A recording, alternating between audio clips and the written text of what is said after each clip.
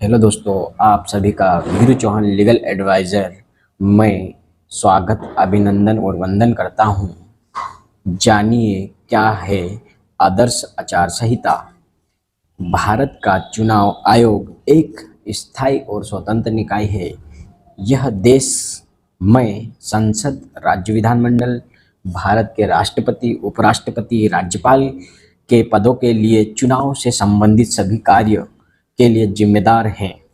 भारत के निर्वाचन आयोग के द्वारा निष्पक्ष और स्वतंत्र तथा शांतिपूर्ण तरीके से चुनाव कराने के लिए सभी दलों और उम्मीदवारों के लिए चुनाव से संबंधित दिशा निर्देश बनाए जाते हैं। इन नियमों को चुनाव आदर्श आचार संहिता कहा जाता है।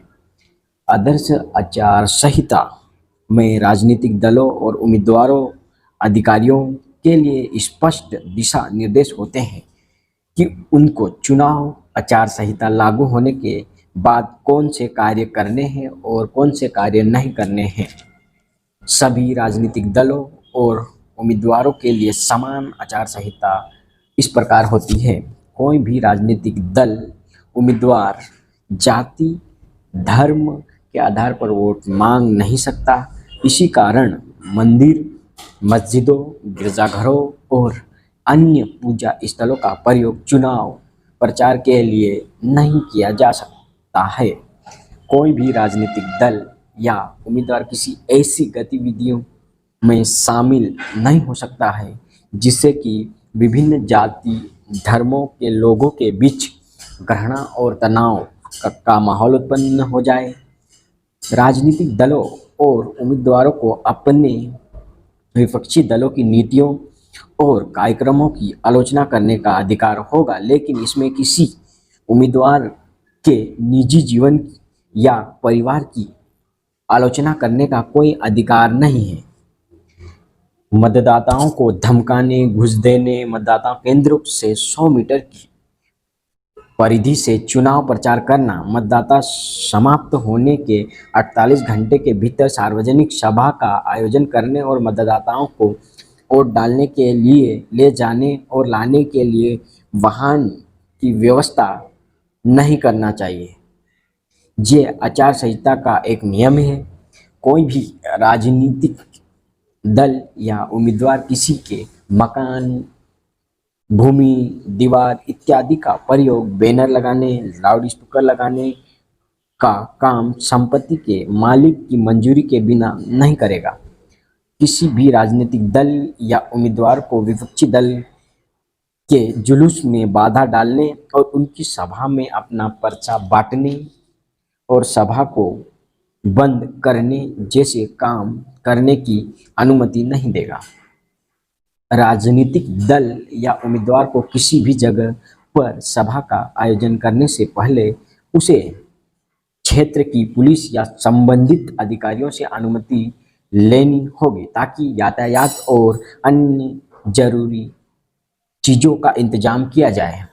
मतदान के दिन और इसके 24 घंटे पहले से मतदाताओं को शराब इत्यादि नहीं बांटी जानी चाहिए। और कुछ राजनीतिक दलों के द्वारा पैसे वगैरह दिए जाते हैं मतदान के 24 घंटे पहले, वह सब आचार संहिता के आधार पर प्रतिबंधित किया गया है। सत्ताधारी दलों के मंत्री चुनावी दौरों के दौरान सरकारी सुविधाओं का प्रयोग नहीं कर सकता है, जैसे सरकारी कर्मचारी सरकारी वाहनों का प्रयोग चुनाव के लिए नहीं करेंगे।